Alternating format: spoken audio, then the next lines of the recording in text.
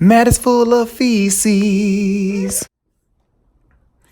Hey, what's going on, Scatterbrains? Thank you for coming back to another episode of Scatterbrains. See, my name is Travis, and I'm back for season 9, episode 13, Married at First Sight, Charlotte. So, I didn't do a review last week simply because, one, not a lot happened in the episode. It wasn't enough to make me feel like I needed to review it. It was more so just all the couples talking about everything they had been going through. And secondly, I started to record the review, but the energy that I had was very blah. And I didn't want to just record the review just to do it and it not be something that y'all were actually interested in watching, because I wouldn't have been interested to watch it based on the way that I was talking. So I was like, you know what, just bump it. I'm not even going to do the review because I'm not even interested in this episode, So that's why there was no review.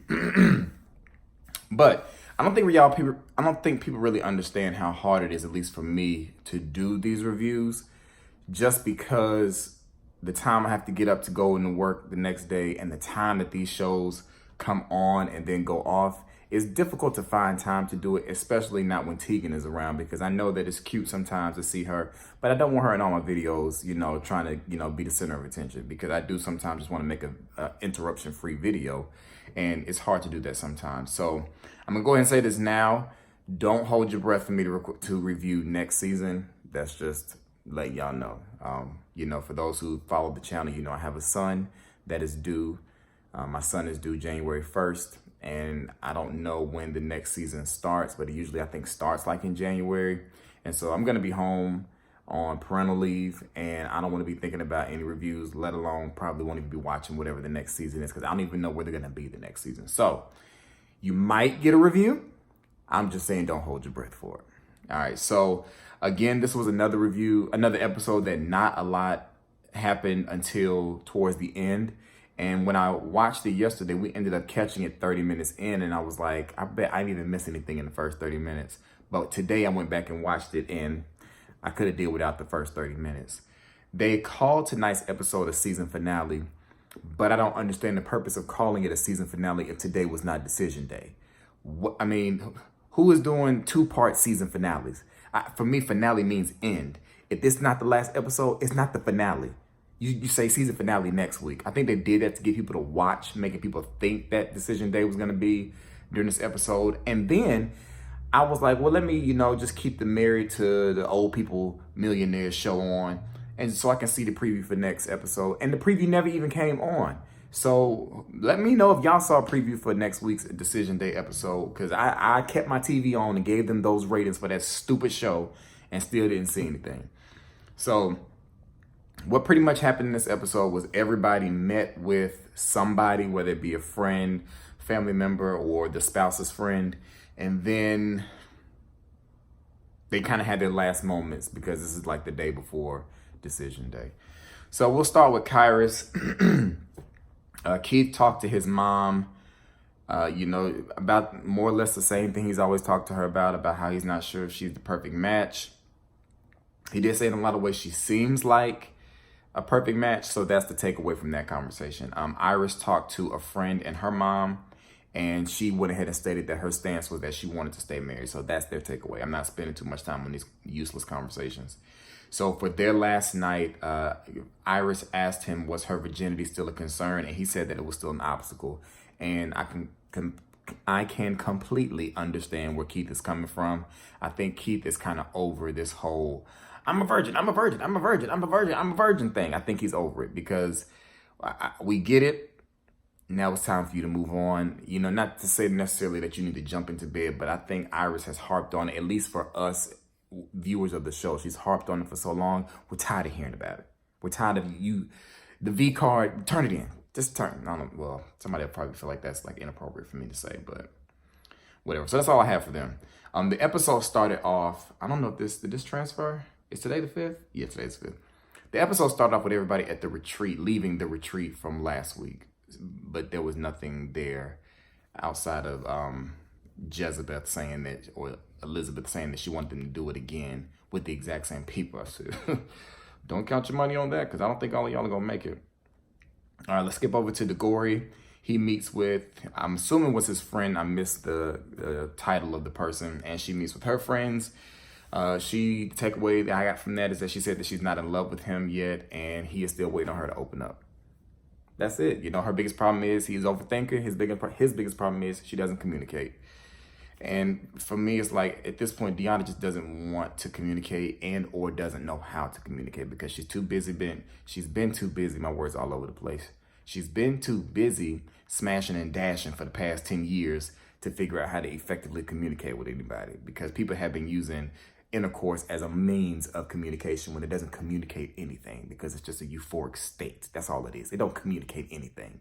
So that's, you know, that same boat, Amber and them in, when you lay down with people thinking like you're getting close, no, that is temporary. That is temporary. It is supposed to enhance, not be the foundation of relationships. All right, but anyway, so for their last night together, they drunk wine and played pool. And I don't know if this was when it came, but I think he said something about, you know, for every ball he gets in, he gets to ask her a question. So she tells us that she's not sure Greg matches everything she's been looking for. And my thing is like, girl, you've been single for 10 years. You might as well Greg seems like a great guy. You just go with it, you know, make it work. But he asked her, does she love him? Dramatic music. She says she doesn't know, but we already knew that. I didn't know that because I had watched after she met with her friends, but that was that. Go to Jezebeth, and she's feeling a little bit better about him after the retreat. And like I said, she said that she wanted to do this all over again with the exact same people at the same time of the year. And I think that'd be a good idea if this was a group of people who were going to be successful in their individual relationships and weren't put together on this trash TV show. But she meets with her mom and he meets with, for some reason I thought I was talking about somebody else. Yeah. Beth meets with her mom and Jamie meets with her, I guess, best friend. I don't know if we ever saw him ever at any point during this show. But talk about the same stuff that's been going on, ups and the downs. And, you know, Jamie tells the best friend, Jamie seems like, I'm not going to say that he's a sexaholic, but it seems like Jamie had very high expectations on what he expected from her physically, because I'm going to guess, based on the things that he said to the best friend, as well as what he said later when he actually had dinner with Elizabeth, she must have made herself out to be some like she was just, I want it all the time. And he got with her and he was like, where's all that energy? Why did you keep that same energy? He seems to be very disappointed in that part of their relationship. But during dinner, she says that he's by far one of the most amazing humans she's ever met. And I'm like, Elizabeth, you need to go out and meet some new people in Charlotte. If Jamie is one of the most amazing people you've ever met, just based off what we see at home, you need to go out and meet some new people. That says a whole lot about your circle. A whole lot about your circle. But he says that he appreciates her. When they talk about decision day, he says he still has concerns and because they don't stick to their boundaries. But somebody asked, you think we can do something? And the response was, I guess. So I guess she asked him, do you think we can do something about that? And he said, I guess. And she was concerned about the way he responded. And her biggest concern is if they put sex back on the table, how's it going to affect everything else? He says he's upfront and he follows through and he feels like she's not. He says that she says she was a sexual being, but he believed that was a lie. And he's frustrated because he thinks she needs reassurance that she's sexy and he feels like he's been led on. Jamie just seems like a bad human being, a bad individual. And maybe he's just being edited that way or portrayed, but I mean, at the end of the day, he still had to actually say these things for the editors to be able to piece it together the way that they have. I'm over Jamie and his shadow, you know, and I can talk because I'm bald. I'm over Jamie and his shadow and his ears. Because I mean, I know I got big ears, but I think Jamie's ears kind of like this. All right. Moving on to Mamber, who were the dun-dun-duns of the night. She meets with her friend. Sorry. Matt meets with his friend earlier, and what didn't make any sense with that was the friend said, we got a lot of catching up to do. And Carmen was watching. She was like, "What they got catching up? Like, what catching up do they have to do if he's not been at home for like 4 days a week? Like, who has he been hanging with? Has he not been hanging with you? So what do y'all have to catch up on? Like, haven't y'all just seen each other a couple days ago?" Which makes perfect sense because I'm like, maybe this is not one of his close homeboys. Until later in the conversation, he says, "Yeah, I remember you said you forgot to text Amber." So clearly, he was one of the guys he was out hanging with. So you already knew the situation. So I think at this point, Matt and his people are just putting on for the camera. Matt as well. He is just, ugh. I mean, let me keep going. So he talks to this guy about how things have been as if he doesn't know. He talks about how he's been hanging out with the boys, even though he's one of the boys. He's one of the boys he hangs out with is who he's talking to. And he says that when Amber is clingy, it's annoying. He says he doesn't want to be with her all the time. He doesn't have those urges to want to spend time with her like that. And that to me is a clear indication that you're not in this. Why are you even like... I know whatever the next season is, wherever it is, has probably already begun production. But I really need, if they're going to keep doing the show, because clearly they're going to keep going, because I saw that they're casting for New Orleans. If they're going to keep going, I really need for them to do some background checks on the people that they're casting. And it feels like at this point, they're casting people for good TV, not casting people for good marriages. Because Matt is a walking red flag. He is a walking red flag. When you come back up. Okay, Carmen was texting me. She's upstairs.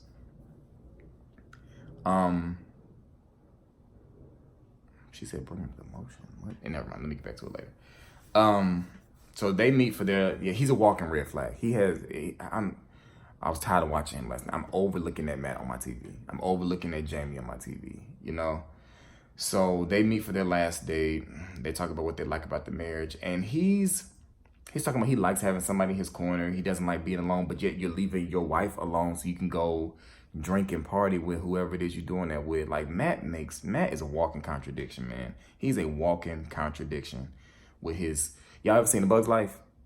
If you ain't never seen A Bug's Life, there's a character in The Bug's Life. His name is Twigs. He's a walking stick bug. That's Matt. But so she cries, which is weird, when they're about to separate during the last night. And I'm like, Amber is just so broken. Amber is a broken individual who I think really needs help. And I think it all probably stems back to the abandonment from her mom, because who would feel this level of whatever that feeling is for somebody like Matt, who's put you through so much in the past 8 weeks? It just, I mean, granted, we don't see every moment, but we've seen enough. I've seen enough to know that even if that was all the bad that had happened, it couldn't be me. Could not be me. Amber is broken and she really needs some help. And Matt in her life is not a good thing. It is not a good thing. And how experts wouldn't be able to see that makes no sense. You know, you have a person who has abandonment issues, then you have a person who's used to being on the road, who's used to being away. That to me is a clear indication that this is not a good match. But later at the very end of the episode, she goes to her best friend Raven's house, and he has to break it down to her that he saw Matt out the other night with another girl, and he said it didn't look good. And Amber just completely loses it. Like, she breaks down. She says, like, she's taking her mic off, says she can't do this. And that's how the episode ends. Because I saw, like, I think I told y'all, no, I said it in the review. I didn't post it. I saw that the description for this week said there was going to be a secret reveal. Or maybe that was a week before. I don't know. But that was the secret, that Matt was spotted out with another girl, which is no surprise to any of us. Matt is clearly out doing something with somebody that is not Amber. So my final predictions... I predict that DeGory will stay married. I predict that Jezebeth will choose to stay married even though they need to divorce. I do not predict that Mamber will stay together. And as far as Kyrus is concerned, I think they'll probably choose to stay married even though they probably need to go ahead and separate. Iris, you know, is all in it, but Keith is not he doesn't appear to be in it the way he needs to be. So those are my predictions. Thank y'all for watching all of my reviews this season. I truly appreciate it. Yes, I missed a couple of episodes, but I'm adulting, and I'm about to be adulting with 2 children, and it just is what it is. So like I said, for next season, don't expect a review, but you might get one, but just don't expect it. And if you get one, it's a happy surprise. People have been asking me about if I'm going to do a parody of this season, and all I can say is it's possible. I have some ideas. And I will tell you, if I do a parody, it will be posted before next Wednesday's episode comes on. And that's all I can tell you at this point. That's if. I haven't recorded anything yet, but if I'm going to do a parody, it will be up before next Wednesday's episode. So you never know. That's why you need to be subscribed and tap the bell thing or whatever that's supposed to do. All right, y'all, I'm about to get back upstairs, and I will talk to y'all later. Peace.